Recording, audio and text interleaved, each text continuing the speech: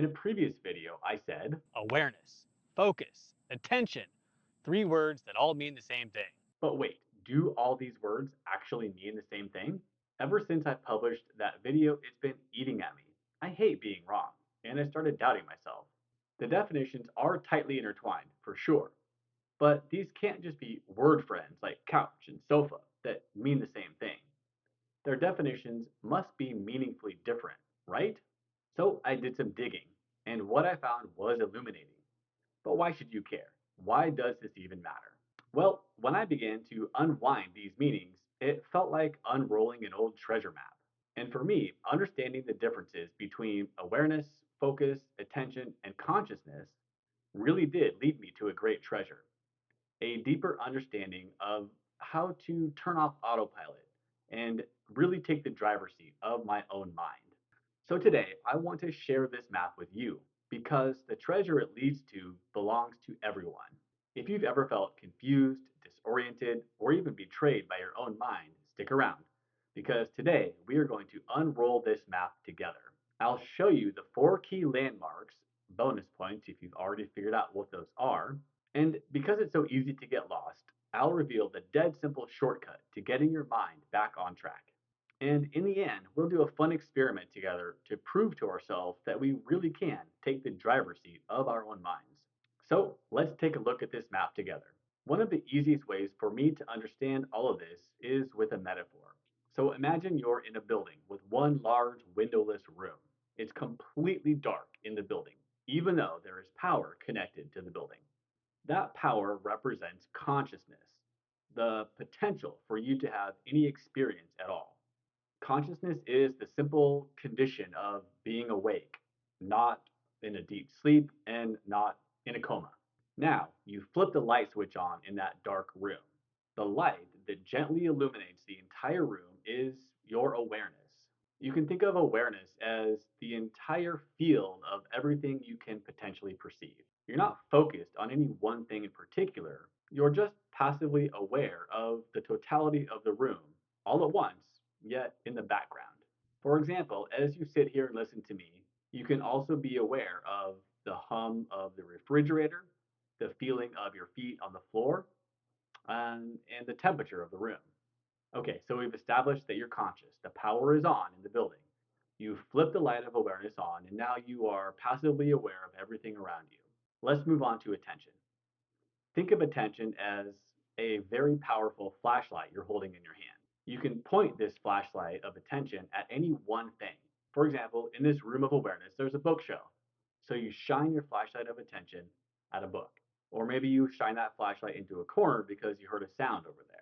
So while awareness is the gently lit room, attention is the act of selecting one thing from the vast field of awareness and bringing that one thing into the beam of the flashlight, your attention.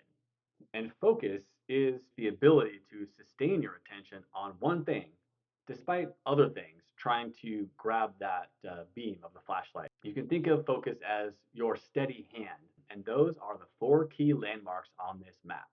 Consciousness, your potential to experience anything at all. Awareness, your passive reception of everything you can possibly perceive. Your attention, the ability to select one thing from your vast field of awareness. And focus, your ability to hold your attention steady. So, how can you use that map and those four key landmarks to your advantage? Use it as a framework to understand and organize how you think about your mind. Yes, I said think about your thinking. That's called metacognition, and it's good for you. You should try it. Okay, metaphors are fun, but let's use a real life example to bring this home. Let's say your body is craving that chocolate bar in your pantry. A part of your mind is aware of the craving, even though at the moment you don't notice it because you are paying your attention to your email and focused on decluttering your inbox. But the moment you notice the craving is the moment you move from passive awareness to active attention. And now that your attention is on your craving, you get to choose. You can focus on that craving or not. Creating space for that choice is why this is so important to understand. Awareness creates space between you and your experiences.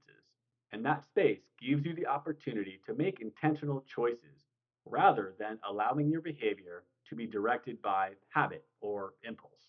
That space gives you choice, and your choices can lead you to freedom and peace. Remember the chocolate bar. You notice that craving, so you pause to pay attention and focus on that craving for a moment. This gives you the space to avoid impulsively grabbing that chocolate bar from the pantry and mindlessly eating it all while decluttering your inbox. Okay, now, as promised, let's do that fun, simple experiment together. This is a type of meditation, but you don't have to close your eyes or sit in any weird position or anything like that. As we walk through this together, try and realize that you are awareness and you are watching where your attention is going. Okay, first we're going to connect with our awareness. Sit back and take a deep breath in and out.